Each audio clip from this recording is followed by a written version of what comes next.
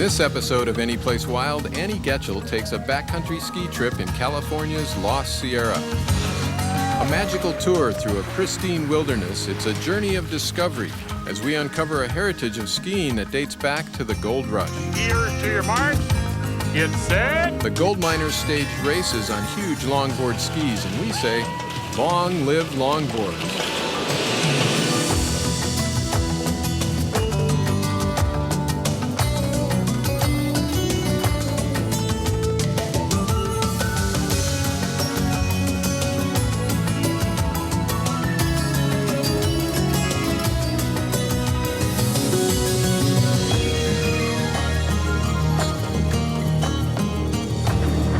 This is John Veman. Each week from our base in Camden, Maine, Annie Getchell and I prepare for anything we might find any place wild. This week, Annie's going skiing in the Lost Sierra. A lot of people get the winter blues, but not me, because winter means ski season. Back in the 1850s, California gold miners fought off cabin fever the same way I do, but the skis they used were 14 feet long, more than twice the length of these. The miners used longboards in America's very first ski race. Some people still race that way, and I'm gonna give it a try. Anyplace Wild is made possible in part by Chevy Blazer. Next time you're having fun outdoors, make sure that Mother Nature has a good day too.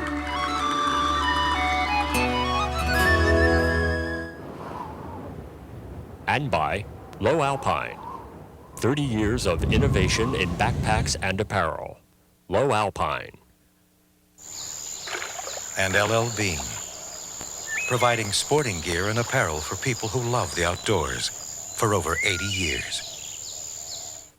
I'll travel through a region of California known as the Lost Sierra, where gold-hungry miners turn skiing into a way of life. Skiing the backcountry is just about my favorite thing to do.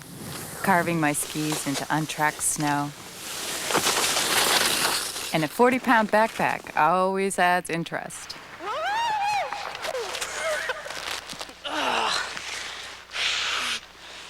It's gonna be a long trip.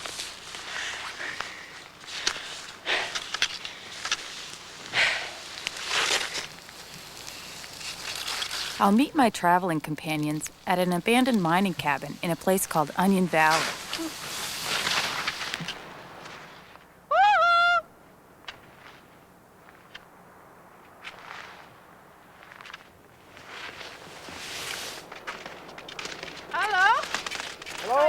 My guides through the Lost Sierra are Rob Russell, a landscape architect with a passion for skiing's past and present, and Scott Lawson, a curator for the local historical society. Isn't it something? Great meeting spot.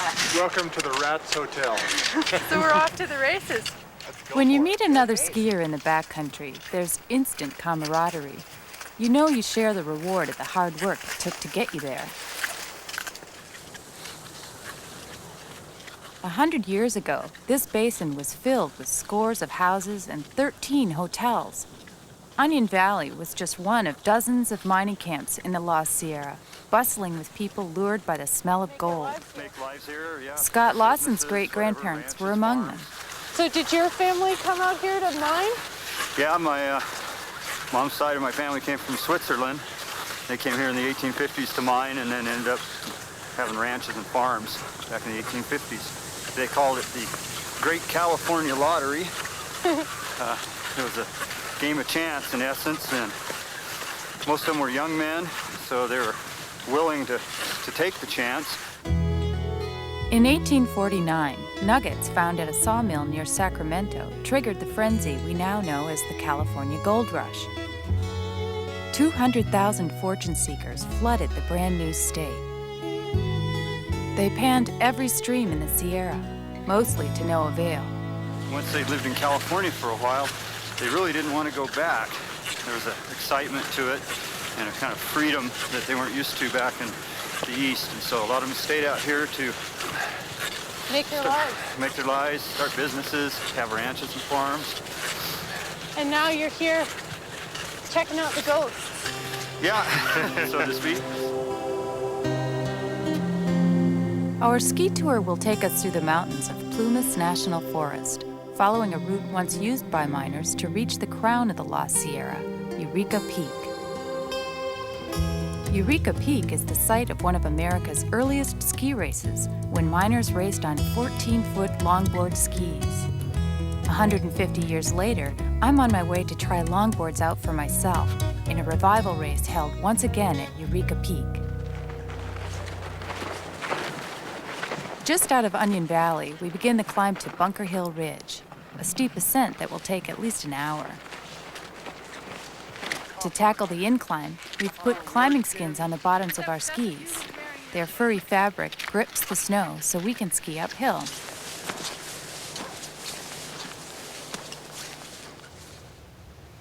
Looming above us, 7,000-foot Mount Etna is the first thing we see when we emerge from the forest.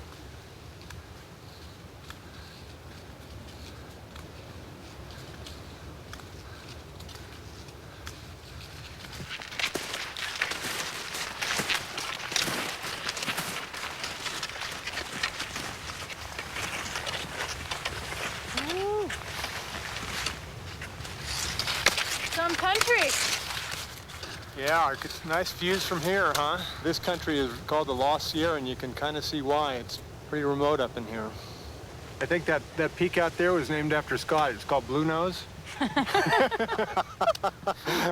Not too many places you couldn't go on a pair of skis around here. Yeah, they started on barrel staves right around the camps to get around just around town. And No kidding. Well, there certainly wasn't a shortage of barrel stays from the whiskey kegs around, but with snows 20 feet deep.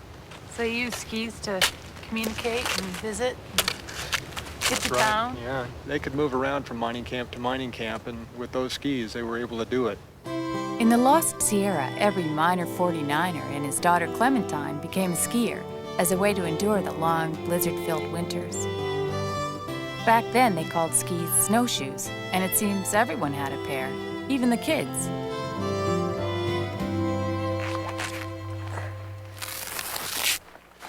At the top of the ridge, we take off our climbing skins and put on some grins.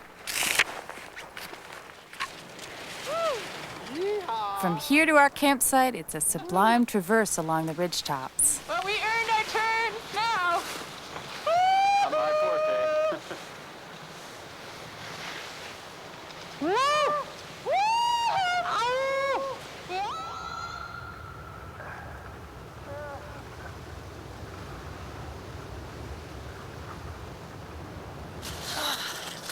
All right, we made it.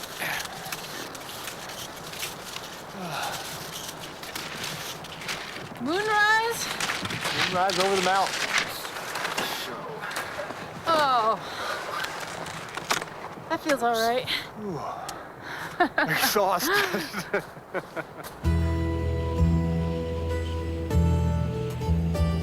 When the moon is this bright, it casts a blue tone over everything.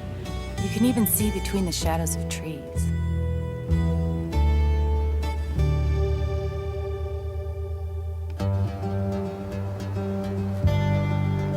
Rob has named our campsite Sky Parlor Point, since we're perched on a thin spine surrounded by peaks. Everywhere I turn, I see another slope that cries out to be skied. The bite in the air reminds me of winters in Wisconsin, where I grew up. I come from a family of ski addicts. Brothers, parents, grandparents, everyone looked forward to winter and the beginning of ski season. Yeah, I can't lace up a boot in the morning without thinking of my dad. Cold, dark, northern mornings, and he'd be lacing me into my ski boots, trying to make them so tight so they'd last the whole day. He was so impatient to get everyone up, to go skiing. I know how he felt.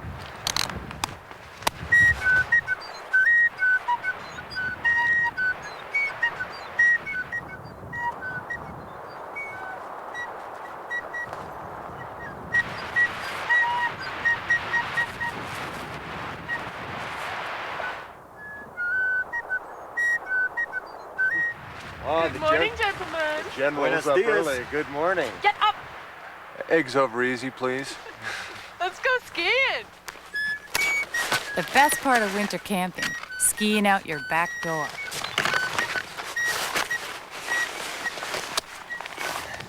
Scott offers to break camp since Rob and I can't resist making some turns without heavy packs.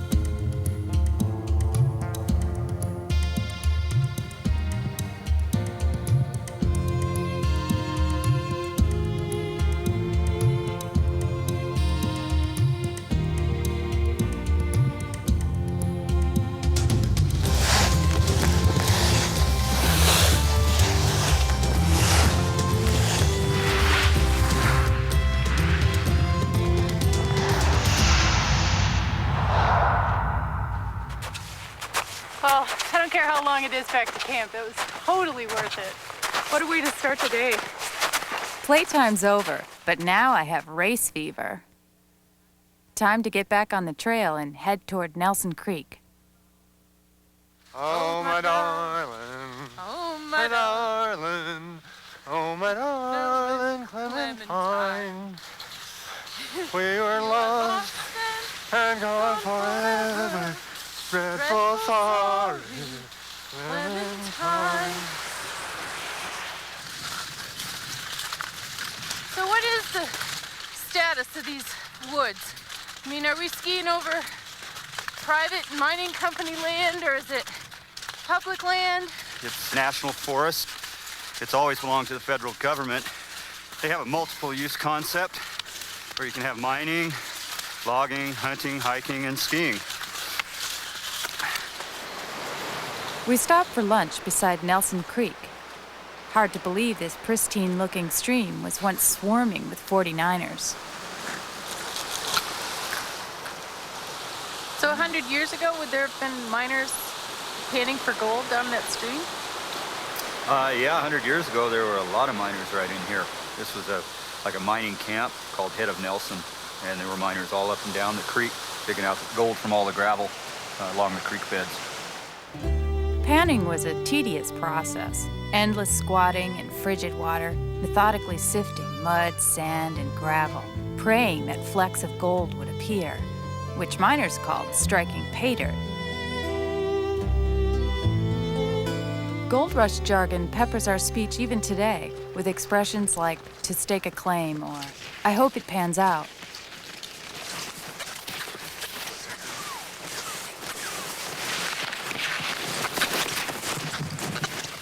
The afternoon sun warms the snow along Nelson Creek. This rolling valley terrain is perfect for cruising on skis. This is why I'm on the planet.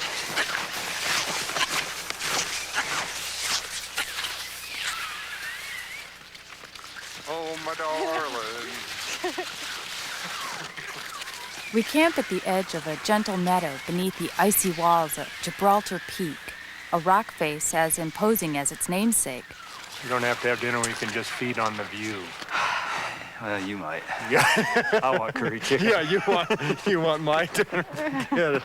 After a very full day of skiing, there's something magic about a hot cup of tea, especially when it's brewed with fresh fallen snowflakes. While the snow melts, we begin the nightly ritual of putting up what Scott affectionately calls Hotel de Russell.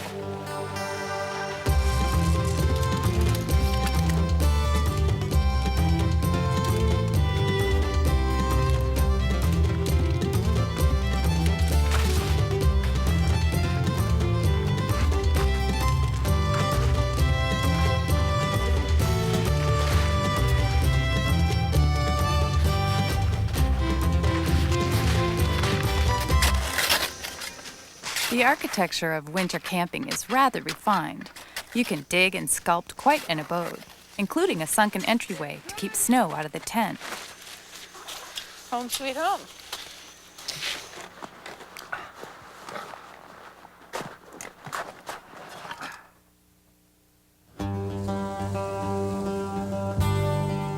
Morning breaks windy and cold, about 10 degrees above zero. But our climb over Gibraltar Pass is guaranteed to warm us up.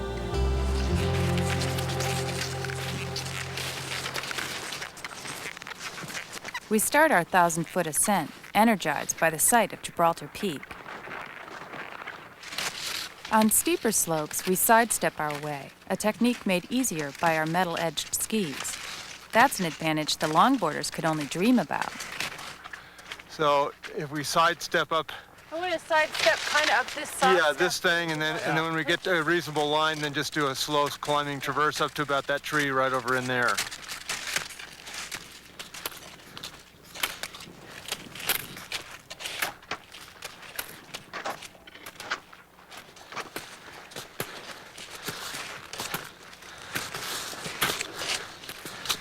Climbing with a big load is exhausting, but it's the only way to the top, where the fun starts.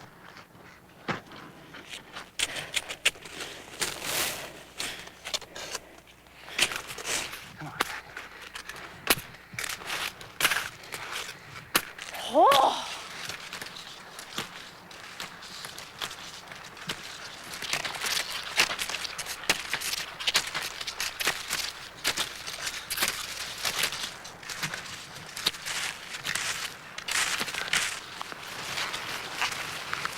Yeah. All right.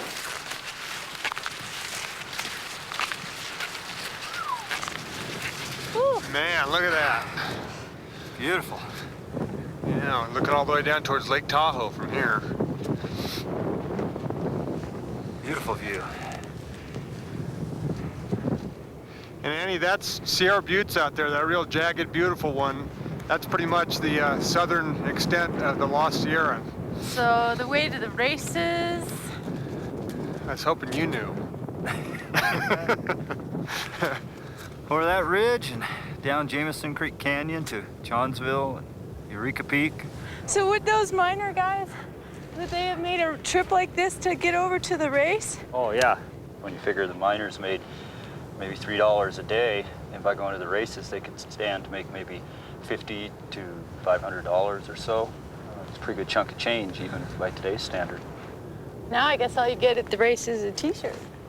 Oh, we have some other surprises in store, particularly if you are the winner, Annie.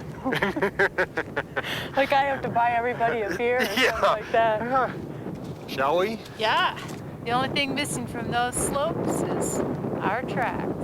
Let's go put some on there. Okay, good. Hey, you guys. I'll race you to Johnsville.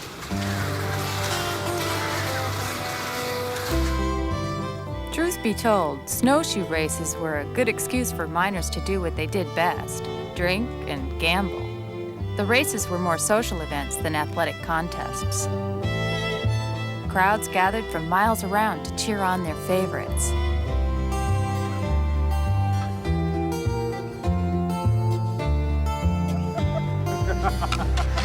I win. I don't know. You're going to be the loser. I'm going to be in this position across the finish line, Lawson. I'm ahead of you. Now, is this the banner of the original ski club 100 years ago? You're very astute in noticing that. Yeah, this is the original logo of the Altura Snowshoe Club, circa 1863 or so, and same kind of hats too. Smart. Very festive. Very festive, and I might say you look adorable yourself. Thank you. This was my grandmother's outfit. Beautiful. Yep, she was quite a skier.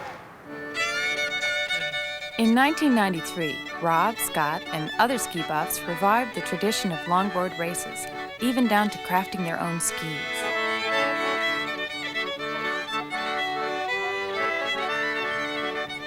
This revival race draws people from all over who, like me, are curious about the early days of skiing.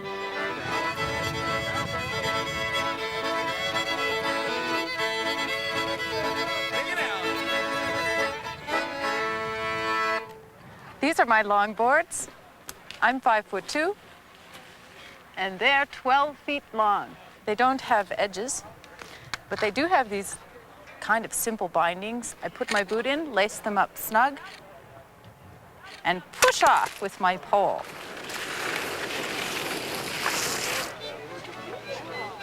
A good pair of longboards is useless without the right dope. Dope is the name miners gave to ski wax. The proper wax was so critical to speed that victorious racers would split their purse with the dope master. That's why Scott has taken up the trade. You made it to the race. You're the dope king, and Well, at least I want to go fast today. And this is all homemade that you made? these are all made from 19th century dope recipes with 19th century ingredients that we got from our local drugstore down in his basement. Yeah, like what? There's spermaceti, which came from the whale's brow. It's a fatty substance. There's oil of cedar, wintergreen, balsam. I gotta smell it. There's fir balsam that you collect in the summer from the red fir tree. You start this way, wiping it on, and then you come along behind that and you rub it in with your palm. You have to watch for the splinters.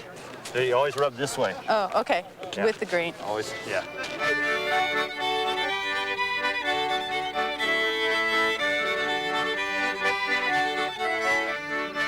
Is there any difference between what you're going to use now and what we use now on our plastic bottom skis? Oh yeah, a world of difference. Yeah. These are all pretty much organic ingredients. That's what's great about this whole longboard thing is it's all handmade, organic ingredients. Yeah, and when they break, you just use them for kindling, right? Yeah. Skis doped up, ready for my first heat. This is Mary. She's my rival for the race. And I was waxing her skis, and I didn't know that they were going to be her skis, or I might not have done such a good job.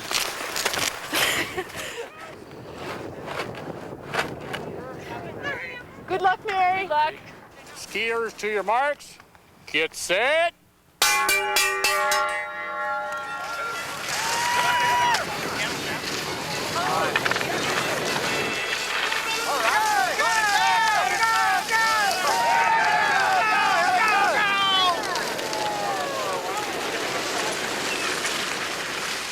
My grandmother must be watching over me because I win my first heat. Waiting for the next round, I get to watch the fun. The hardest thing about racing longboards is staying up. With no edges and simple lace bindings, those skis have a mind of their own. This is the tragic tale of Quincy's fallen hero.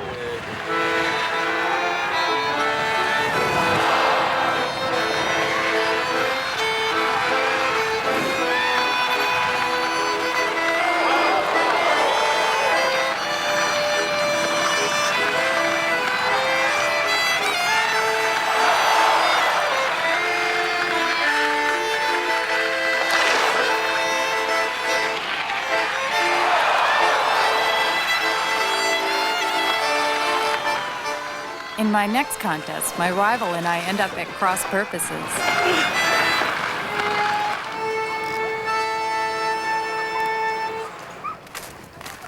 Back to the top for a rematch. Now we're going to do the famous ritual for competition in the semifinals. You click twice. Get set. I start off fast, a good push with my pole. I'm in the lead. Then disaster! My skis list to the left, and I cross in front of my opponent, who surges ahead. And I lose by a longboard in a photo finish.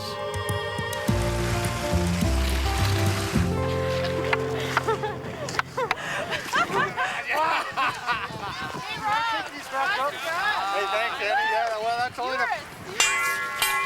In the last race of the day, Rob confronts two challengers for the men's championship.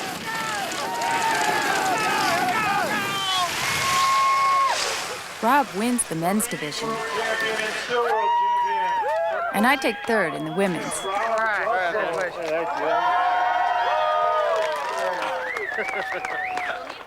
Look at those outfits. But in the fine tradition of longboarding, we both owe our victories to Scott, our dope master.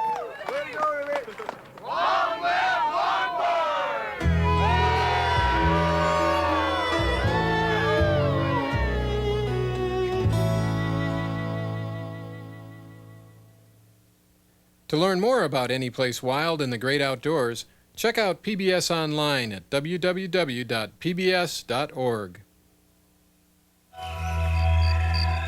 Anyplace Wild is made possible in part by Chevy Tahoe. Next time you're having fun outdoors, make sure that Mother Nature has a good day too.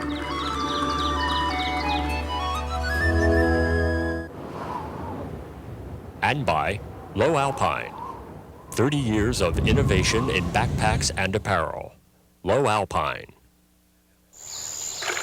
And LL Bean, providing sporting gear and apparel for people who love the outdoors for over 80 years.